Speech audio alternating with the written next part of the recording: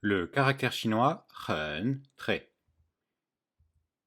Alors, son origine et son évolution. Il faut savoir que Ren est un idéophonogramme, c'est-à-dire qu'il y a une partie qui indique l'idée et l'autre la prononciation.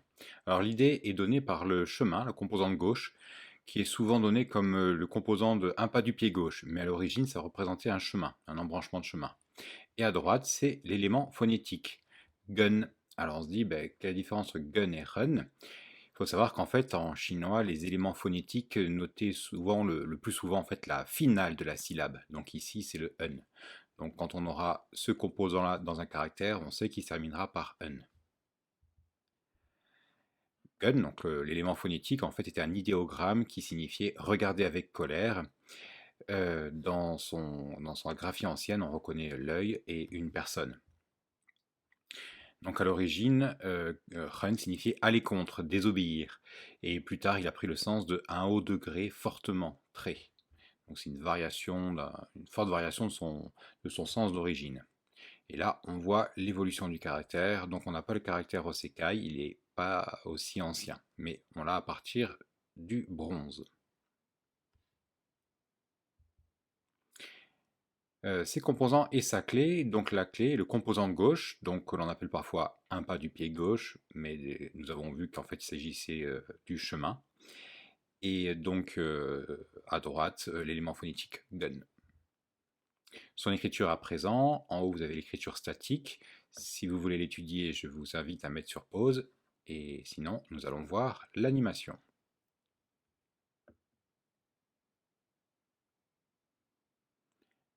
Alors, un point important, souvent des erreurs. À gauche, il n'y a pas de problème, c'est l'élément phonétique gun. On commence par la partie en haut à droite, le crochet, et après on fait les deux petits traits. Et après, on fait seulement le grand trait vertical qui remonte.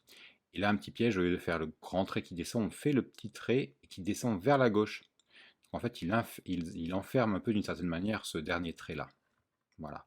Donc attention à l'écriture de ce caractère, surtout vers la fin. Son emploi est relativement simple. Il signifie très, par exemple, 中国很大. Mais il y a une petite subtilité qui n'est pas liée tellement à Hun, c'est qu'on aurait très bien pu traduire cette phrase la Chine est grande, et non pas la Chine est très grande. Pourquoi? Parce que si je dis juste 中国 ta, 中国 la Chine est ta, être grand, ça sous-entend une comparaison à l'affirmatif. Attention, hein, ni pour les questions, ni pour les phrases négatives, mais à l'affirmative, 中国 ta, ça veut dire la Chine est grande, alors que quelque chose, hein, je ben xiao, ici par exemple le Japon est petit. Et pour enlever cette comparaison, eh bien, on rajoute le ren. Donc à l'écrit, on ne peut pas savoir si c'est juste pour enlever la comparaison ou si ça renforce l'idée d'être grand. À l'oral, on fera la différence. Je dis 中国很大. Si le ren n'est pas très marqué, ça se dit la Chine est grande. C'est pour enlever la comparaison. Si j'insiste sur le ren, 中国很大, à ce moment-là, là, on insiste sur le fait qu'elle est très grande. Voilà, donc c'est pas tellement directement lié au run, mais en fait à l'usage des verbes qu'on appelle les verbes adjectivaux, les verbes qualificatifs. En fait, ce sont les adjectifs avec ce qu'on appelle la copule. Donc là, grand, en fait, on dira être grand. Voilà. Les adjectifs en chinois, on ne met pas le verbe être devant. Et voilà pour cette vidéo. Je vous remercie de l'avoir vue jusqu'au bout. Et bien sûr, je vous invite à aller voir nos formations de chinois sur learnchinese.online. À bientôt.